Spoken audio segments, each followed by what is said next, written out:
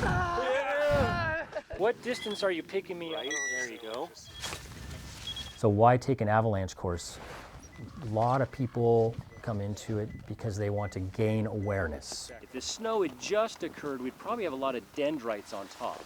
I think a lot of people fall into the trap of thinking that avalanche education, having taken an AIARE 1 or an AIARE 2 after that, may only apply when it's really dangerous conditions out there. Well, how do you know the conditions are dangerous until you've had some training and experience assessing that? We get a full spectrum of people coming in. People who have absolutely no idea, people who have quite a bit of an idea, a lot of experience, but they want to gain better understanding of those dynamics, how to utilize that backcountry area, how to develop their voice as part of a traveling party. You know, a lot of people find that they go out skiing or snowshoeing with someone and don't feel like they can contribute or are inhibited to contribute into the decision-making process.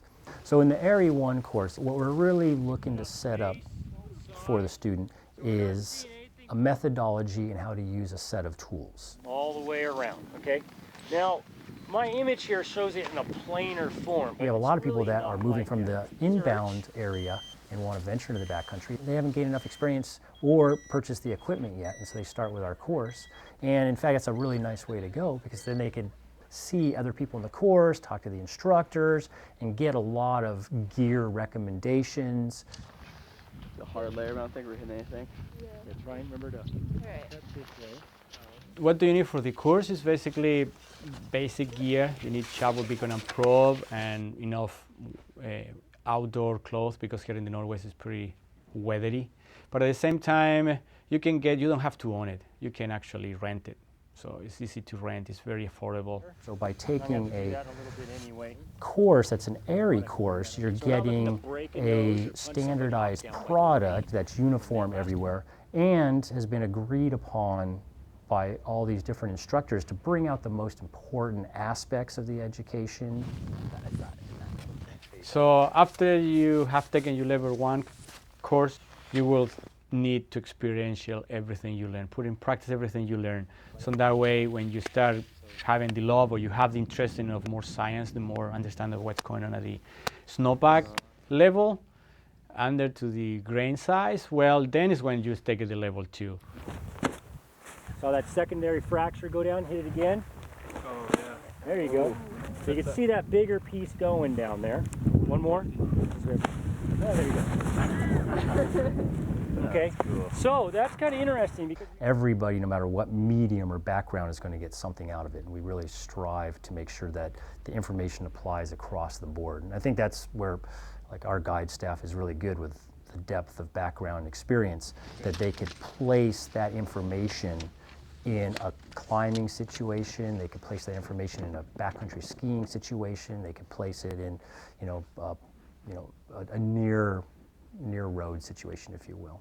We get people that come in who have been in the backcountry for a long time and had a close call and take that as a wake-up call. Other times we have people who are just getting ready to go into the backcountry and aren't even sure what it is they're getting into, but they understand that they want to get out there, whether because there's less people or the snow looks better out there, or they just want more of a wilderness experience. what might you guys think for options, Route 1 or Route 2? 1 being Humtoon. Yeah, 1's better. Okay, I would concur with that. So every course, despite the fact it's the same curriculum, is different in a way. Why? Because we customize it to the need of those particular participants. Over the season, we see a huge variety, age-wise and gender-wise. What you are not going to learn reading through the internet, what you will not getting from a book necessarily, is the experiential process. Courses like this are not just for beginners, as well as for all dogs that need to learn a new trick. I like to try and spread them out a little bit. These things are kind of People think that need to be scientific or rocket science to actually sometimes take these courses. Anybody can get this, the state of mind. And we put it in so many different ways, and very simple, so many different ways that everybody can get it. But now, right here, when I'm in the backcountry, I need to be aware of the big picture.